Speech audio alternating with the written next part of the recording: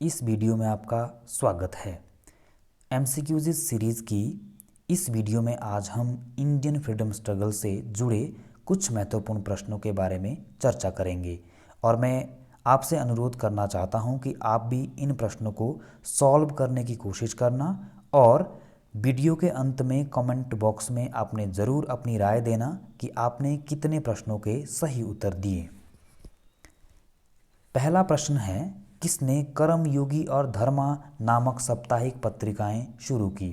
तो हमारे पास कुछ ऑप्शंस अवेलेबल हैं। Mahatma Gandhi, Aurobindo Ghosh, BD Savarkar, MN Roy. तो इसका करेक्ट ऑप्शन है बी, अर्थात अरविंदो घोष ने ही कर्मयोगी और धर्मा नामक पत्रिकाओं को शुरू किया। अरविंदो घोष भारतीय दार्शनिक रहे हैं, योगी रहे हैं, गुरु, कवि और राष्ट्रवादी रहे हैं। इन्होंने ही कर्मयोगी और धर्मा को 1906 से 1910 तक प्रचलित किया था और इन्होंने कर्मयोगी को अंग्रेज़ी भाषा में लिखा था, जबकि धर्मा को इन्होंने बंगाली भाषा में लिखा था। और एक और बात स्मरणीय यहाँ पे ये है कि इन्होंने स्पिरिचुअल नेशनलिज्म का कॉन्सेप्ट दिया, जो कि बेहद इम्पोर्टेंट है। प्रश्न 2, किसने यह कहा कि human nature is an ensemble of social relation? तो हमारे पास कुछ ऑप्शंस हैं, एमएन रॉय, श्री अरविंदो, आरएम लोहिया, स्वामी विवेकानंदा। तो इसका करेक्ट ऑप्शन ए है, अर्थात एमएन रॉय ने ही यह कहा कि human nature is an ensemble of social relation, और यह विचार इन्होंने कार्ल मार्क्स से बोरो किया था। खासकर उनका जो यंग मार्क्स रहा है वहाँ से इन्होंने लिया था और इन्होंने एक बेहद इम्पोर्टेंट कंसेप्ट दिया जिसका नाम था न्यू ह्यूमनिज्म, और इस न्यू ह्यूमनिज्म को रेडिकल ह्यूमनिज्म भी कहा जाता है। प्रश्न 3, किस घटना की वजह से पेरियार एक नास्तिक बन गए थे? तो हमारे पास कुछ ऑप्शंस हैं, Kashi pilgrimage, self respect movement, Sanskrit language, dominance of Brahmins. तो इसका करेक्ट ऑप्शन ए है, काशी पिलग्रिमेज की वजह से ही पेरियार नास्तिक बन गए थे। एक घटना की बात है, जब पेरियार ब्राह्मणों के साथ लंगर खाने जा रहे थे तो ब्राह्मणों ने उन्हें लंगर में प्रवेश नहीं पाने दिया, जिसके बाद में पेरियार को जो लंगर का जूठा और बचा हुआ खाना है उसको खाने के लिए विवश किया गया, जिसकी वजह से ना केवल उन्होंने संस्कृत और ब्राह्मणों से नफरत की बल्कि वे नास्तिक भी हो गए थे। और 1925 में इन्होंने सेल्फ रिस्पेक्ट मूवमेंट को शुरू किया था, जिसका उद्देश्य संस्कृत भाषा और समाज में ब्राह्मणवाद के वर्चस्व का विरोध करना था। और एक और बेहद इम्पोर्टेंट बात यह है कि इनको सोक्रेट्स ऑफ एशिया के नाम से भी जाना जाता है। प्रश्न 4, कब थियोसॉफिकल सोसाइटी की स्थापना की गई थी? हमारे पास ऑप्शंस हैं 1875, 1876, 1877, 1878। तो इसका करेक्ट ऑप्शन ए है, 1875 में ही थियोसॉफिकल सोसाइटी की स्थापना एच ब्लावात्स्की, एच एस ओलकोट और विलियम क्वान जज के द्वारा की गई थी। इसका प्रमुख उद्देश्य समूचे विश्व में भ्रातृत्व की भावना को फैलाना था और कास्ट, रिलीजन, सेक्स और रेस जैसे मुद्दों का खंडन करना था। वहीं इसके दो महत्वपूर्ण आधार स्तंभ थे, जैसे ब्रदरहुड और लिबर्टी। प्रश्न 5, मुस्लिम लीग की स्थापना किसने की? ऑप्शंस हैं, सर सैयद अहमद खान, मोहम्मद इकबाल, आगा खां, नवाब ख्वाजा सलीमुल्लाह। तो इसका करेक्ट ऑप्शन डी है, नवाब ख्वाजा सलीमुल्लाह ने ही मुस्लिम लीग की स्थापना 30 दिसंबर 1906 को दक्का में की थी। दक्का को अब ढाका कहा जाता है, जो कि बांग्लादेश की राजधानी है। और इसी मुस्लिम लीग ने अलग पाकिस्तान, जो कि मुस्लिम मेजॉरिटी वाला एरिया होगा, उसकी बात इसने उस समय की थी। और 14 अगस्त 1947 को हालांकि इसका विघटन हो गया था।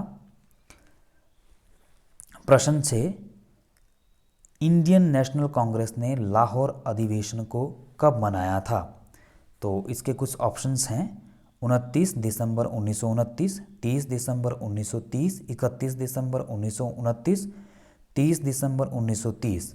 तो इसका करेक्ट ऑप्शन सी है, कांग्रेस ने 31 दिसंबर 1929 को ही लाहौर अधिवेशन मनाया था। नेहरू ने इस अधिवेशन में भारतीय झंडे को फहराया था। वहीं लोगों से इन्होंने यह अपील की थी कि सारे लोग मिलकर 26 जनवरी को इंडिपेंडेंस डे के रूप में मनाएं। और सबसे इम्पोर्टेंट बात यहाँ पे ये है कि इसी दिन की याद में भारत में संविधान को लागू किया गया था।